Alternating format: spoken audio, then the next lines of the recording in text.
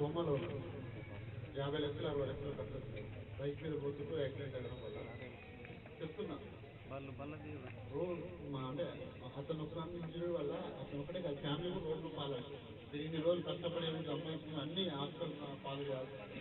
మీరు హెల్మెట్ ఒకటి insurance company మీకు యాక్సిడెంట్ అయ్యి ఎవరైనా అవతల పర్సన్ నుంచి వస్తే మీకు ఏదైనా ఇంజూరీ అయినా లేకపోతే వెహికల్ డ్యామేజ్ అయినా అవతల ఇన్సూరెన్స్ నుంచి కానీ లేకపోతే మన ఇన్సూరెన్స్ నుంచి కూడా మనం ఇన్సూరెన్స్ క్లెయిమ్ చేసుకోవచ్చు. వెహికల్ డ్యామేజ్కి బాగు చేసుకోవచ్చు. అట్లాగే మనకి ఏదైనా రిస్క్ అయినా ఏదన్నా పార్షాలిటీ డ్యామేజ్ అయినా మనము కోర్టులో అడ్వకేట్ పెట్టుకొని ఇన్సూరెన్స్ కంపెనీ మీద కేసు వేస్తే మనకు మినిమం మనం ఎన్ని రోజులైతే డిజబిలిటీ ఉండి మన పని మీద చేస్తున్నామో ఆ పని చేసుకోకుండా రోజుల నుండి మనకు క్లెయిమ్ అవుతుంది అన్నమాట.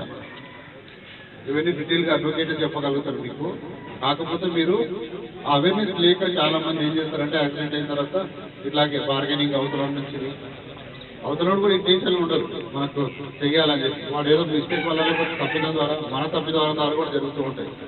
కాబట్టి ఇవన్నీ ఎప్పుడు క్లెయిమ్ అవుతాయంటే మీరు అన్ని డాక్యుమెంట్స్ కలిగి ఉన్నప్పుడే. ఖచ్చితంగా ప్రతి ఒక్కరు లైసెన్స్ తీసుకోండి. 18 ఏళ్ళ నుండి అందరికీ లైసెన్స్ వస్తుంది కాబట్టి మీకు ఇప్పటికి కూడా ఎవరికైనా లైసెన్స్ లేకపోతే లైసెన్స్ అప్లై చేసుకొని లైసెన్స్ తీసుకోండి. అట్లా